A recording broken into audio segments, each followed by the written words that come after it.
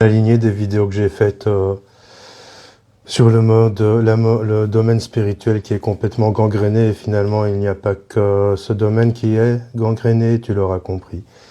Je fais une petite vidéo et je m'adresse à toi, cher praticien, ou futur praticien, ou qui pense devenir praticien. Être praticien, ce n'est pas donné à tout le monde. J'ai déjà développé ce sujet dans de nombreux lives. Être praticien, ce n'est pas donné à tout le monde. C'est un sacerdoce. J'ai pu écouter l'autre jour par hasard une vidéo d'une personne dont je ne citerai pas le nom. Une personne qui fait ça en plus de son travail, c'est-à-dire qu'elle étudie et à côté de ça, elle s'intéresse un petit peu à la spiritualité et donc elle s'est lancée dans ce domaine-là. Peu importe le nom. Ces personnes-là, elles sont légion sur le net. Être praticien, c'est un sacerdoce. C'est une vocation. C'est quelque chose que tu as en toi depuis tout petit. Ou toute petite si tu es une fille. Être praticien, c'est 24 heures sur 24, 7 jours sur 7, 365 jours par an, voire 366 jours par an. Si tu es en année bissextile, être praticien, ce n'est pas je me forme, j'ai 2 jours de formation, 3 jours de formation, 10 jours de formation, 1 an de formation, et je suis praticien. Être praticien, c'est apprendre tous les jours sans exception. Ce que j'ai derrière moi, ce sont des livres, ce ne sont pas des décors. Tous les jours, je lis entre 20 et 500 pages, tous les jours sans exception. Non, je te mens. Il y a des jours, j'ai pas envie de lire. Mais je lis quasi tous les jours. Je lis entre 20 et 30 bouquins par an, minimum. En plus des bouquins de mes invités. Être praticien, c'est une vocation. On ne devient pas praticien parce qu'on a appris. On devient praticien parce qu'on a vécu. On ne devient pas praticien parce qu'on a un syllabus avec de la théorie. On devient praticien parce qu'on a soigné ses propres blessures. Bien sûr, toutes les blessures ne se soignent pas comme ça.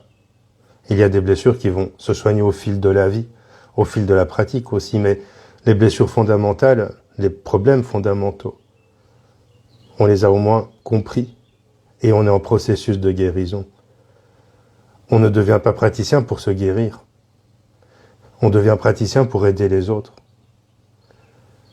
Aujourd'hui, beaucoup de gens veulent l'être. Et c'est une des raisons qui fait que le milieu de la spiritualité est complètement gangréné. Aujourd'hui, les gens qui ne savent pas quoi faire de leur vie veulent devenir thérapeutes, psychologues, médiums, énergéticiens. On ne devient pas médium. On n'apprend pas à être médium. On développe une capacité déjà présente.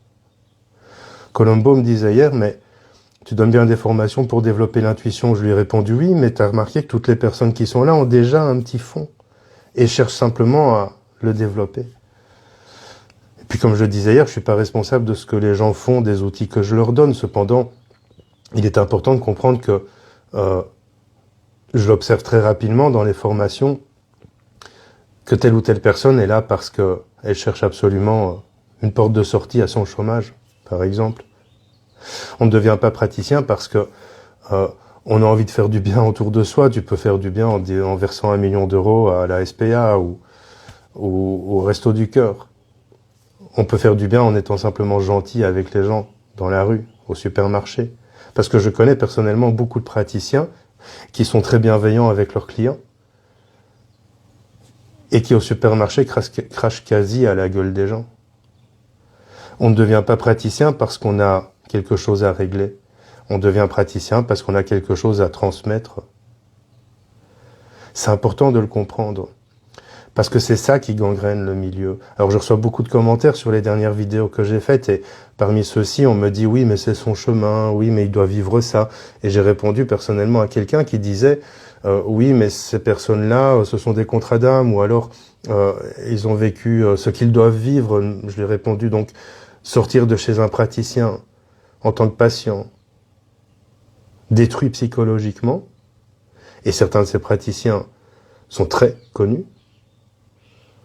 C'est quelque chose que tu dois vivre. Non, je suis pas d'accord avec ça. Il faut faire preuve de discernement.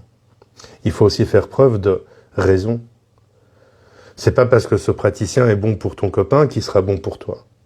C'est pas parce qu'il a l'air génial qu'il sera bon pour toi. Pareil pour moi. C'est pas parce que j'ai aidé quelqu'un que je t'aiderai toi forcément. Chacun a son praticien. Et puis, il y a praticien, il y a thérapeute. Un thérapeute fait de la thérapie. Alors ça peut être une thérapie brève, ça peut être une thérapie énergétique, médiumnique, peu importe.